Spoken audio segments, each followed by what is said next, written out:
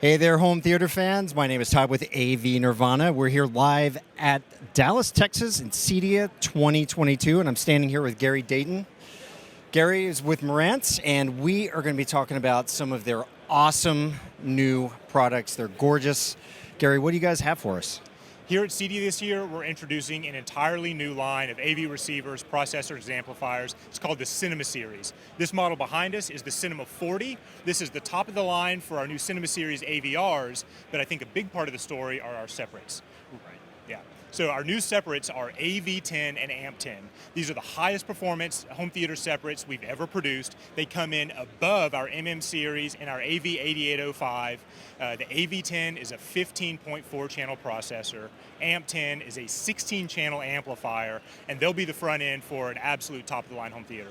Right, and we're talking 15 channels. Obviously, that means you're covering immersive audio. Which particular codecs are we talking about here?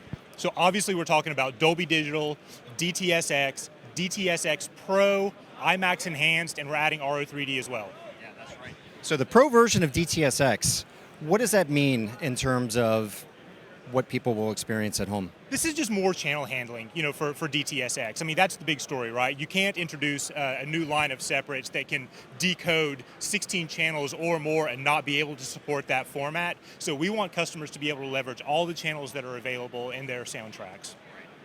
Right. And in terms of the amplifier, we were talking about this earlier. It has 16 channels of output. How much power per channel? Yeah, AMP10 is a monster, man. It's like 16 channels, 200 watts per channel. This is built on a custom Class D platform that we developed specifically for this product.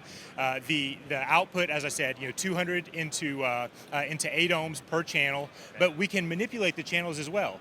We can bridge pairs together to create 400 watt channels, but we can also run them in bi-amp mode. So if you want to connect 2 channels at a time to a loudspeaker that takes bi-amp in, it'll share a single input. So a lot of flexibility in AMP10. Wow, that's really cool. I mean, that's a huge number of channels to have in one box. I mean, it's relatively unheard of. And it's only one plug into the wall, correct? Yeah, just one plug into the wall, that's the thing. So most customers that have required this kind of power in the past have needed an entire array of amplifiers that took up an enormous amount of rack space. Now, AV10 and AMP10 aren't small by any means, but there's a big difference between using 2 boxes for a fully immersive home theater versus a whole rack full. And you said 4 sub-outs. Does that mean each one can be calibrated independently? Yeah, that's exactly right. This is a big part of the entire cinema story. So Cinema 50, Cinema 40, AV10 all have 4 independent subwoofer outputs. So they can share an LFE signal, but we can calibrate every sub independently. Now there's also a new bass management mode that we're introducing in those products as well that lets you assign directional bass. So let's say you put 4 subs in the room, maybe 1 in each corner. Each sub will match up with the group of main channel loudspeakers that it's closest to. So this allows us to more tightly integrate bass with the main channels than we've ever been able to get it before. Boy, that's really awesome. And speaking of correction, probably the biggest news story of the year right now is that you guys are beginning to roll out with Dirac. It's amazing. So Dirac Live, if you don't know, and I'm sure that you do, is an incredibly high-end professional room calibration system. So we will issue an over-the-air update in March that allows Cinema 50, 40, and AV10 to work with Dirac Live, both band limited and full band. Okay. And everybody out there is probably going to want to know this. Is the bass module something that can be added on to Dirac Live in the Marantz line? Yes, but not yet. This is requiring a lot of software work on our part, but it's absolutely on the roadmap, so we'll definitely be adding it in the future. Okay, so my question is, I mean, you guys have had a long relationship with Odyssey, and a very successful one. I mean, it's been an excellent product for you to carry. Dirac, I think most people believe, is better.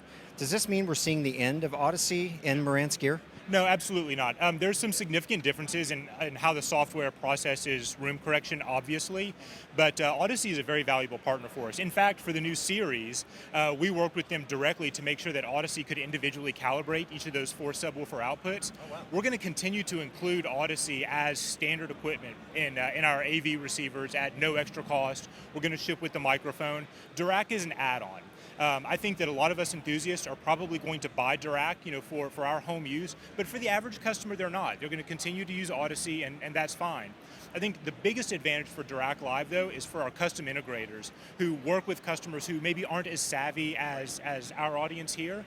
Right. But that custom integrator is probably going to work to develop their own target curves, and they're going to make it easy to just go into an installation, sit down with a laptop, run your tuning against the target curves, and go.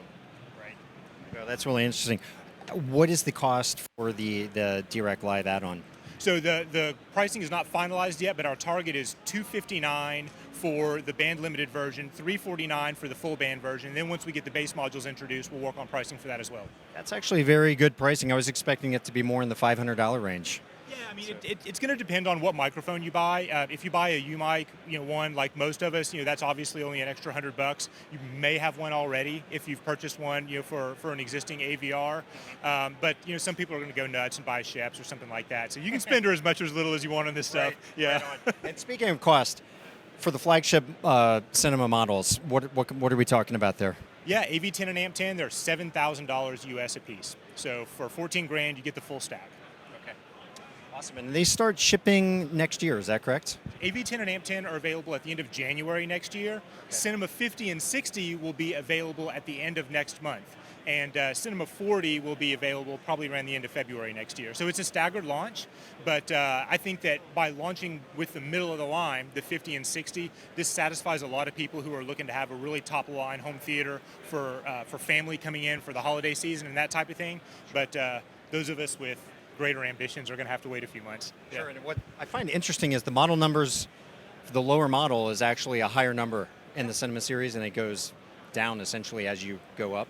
Right, yeah, so that's the opposite of what the Marantz naming scheme has been for the last few years, but it's actually a callback to the original Marantz days, where the lower the number indicated the higher the performance.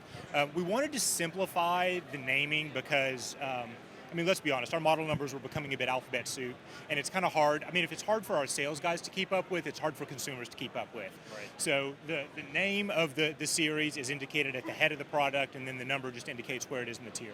And is this gear, this line of Marantz products, is it dealer only, or can you get it through Magnolia or other sources online? Yeah, we're not the sales prevention police, right? So we want to make sure that people can get it however they're comfortable shopping. You can purchase it at Marantz.com, you can purchase it from Magnolia, from your local dealer, from an online shop that you're familiar with. So yeah, if you've got existing salesperson relationships that are valuable to you, use them. But yeah, we're not trying to make it hard to buy. Awesome. Well, listen, Gary, thank you so much for joining me today. I wish you guys a lot of success, and this is really beautiful gear. And everyone out there, we will have more from the CEDIA show floor coming up, so stick around.